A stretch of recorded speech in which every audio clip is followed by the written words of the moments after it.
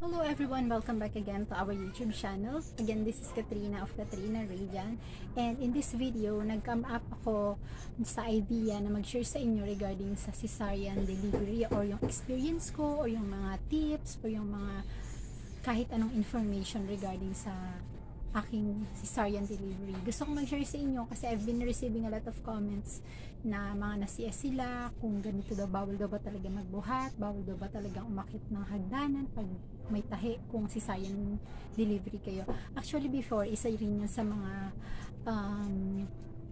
iniisip ko na paano kaya pag ma-CS ako kasi yung kwarto namin is nasa second floor, so akit baba talaga ako ng hagdanan. Pero during the time nung as in weeks na lang para bago ako mag-deliver is walang kahit anong signs na masisies ako. As in, okay yung position ni baby, okay yung placenta ko, from low lying, naging high lying, naging normal lahat. As in, wala kami ka-idea na masisies ako. And even yung pera namin, kaya nag-stick talaga kami sa pera na hinanda namin na normal delivery ako. Walang kahit anong signs okay naman lahat.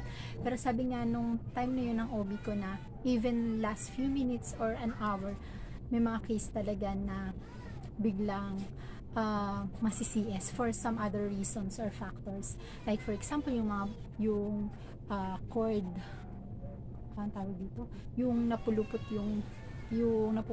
na yung pusod sa leeg, yung mga kailangan ECS na yon kasi hindi na kailangan patagalin, hindi na kayang in-normal delivery yon, yung mga nag-high blood and so on and so on. So yung akin is naging emergency CS siya kasi nung time na ilalabas na dapat si baby is yung sipit-sipitan ko is hindi bumubuka, nag-stuck ako sa 2 cm and si baby bumababa na yung heartbeat niya, so kailangan na siyang ma-CS.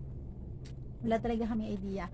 And sabi ko nga, grabe pala pag ganun, no? Hindi ka tatanungin syempre kung yung pera nyo ba kaya ba yan ng CS or ng cesarean delivery. Talagang emergency on the spot ipapasok ka sa emergency ay sa operating room. Syempre inform ka, mami, kailangan na natin CS kasi ganito mababa na yung heartbeat ni baby. Pero syempre that time hindi ako mapanatag. Even yung anesthesia is nilalabanan ko kasi gusto ko na marinig ko muna yung iyak ni baby bago ako kung makakatulog muna ako. So yun na nga. Tapos nag-worry ako nang sabi ko, paano kaya yun, nasa second floor kami, so akit baba talaga ako, yung CR namin nasa baba kasi maliit lang naman yung bahay namin. Tapos sabi sa akin ng OB na wala namang problema kung maakit o bumababa ka ng hagdanan as long as hindi ka tatakbo yung force or yung puwersa, hindi ka tatakbo pababa, hindi ka tatakbo pataas, so okay lang yun, wala namang problema. And hindi naman pwede kang magbuhat pero wag kang magbubuhat ng mas mabigat sa weight ng anak mo. Kunyari, for example lang, ang weight ng anak mo is 6 kilos. Kumbaga, hindi naman exactly na ganun yung in-specify yung bigat. Pero sabi, wag ka nang magbubuhat ng mas mabigat pa sa anak mo. And syempre, kailangan mo rin humingi ng assistance as much as possible sa mga taong kasama mo sa bahay. And then, nung time na yon is merong ilalagay, pag naoperahan kayo is may ilalagay doon parang malaking band-aid na ganyan. May nabibili rin daw nun sa mga drugstore na yun yung pinang-cover kasi para hindi mababasa, kasi pag nabasa siya mas tatagal yung paghilom niya, so kaya pinoprotect siya na hindi mabasa para mas mapabilis yung paghil ng sugat. And then betadine lang yung nilalagay nun sa akin, bulak, betadine, tapos lalagyan ng tape, ng parang band-aid.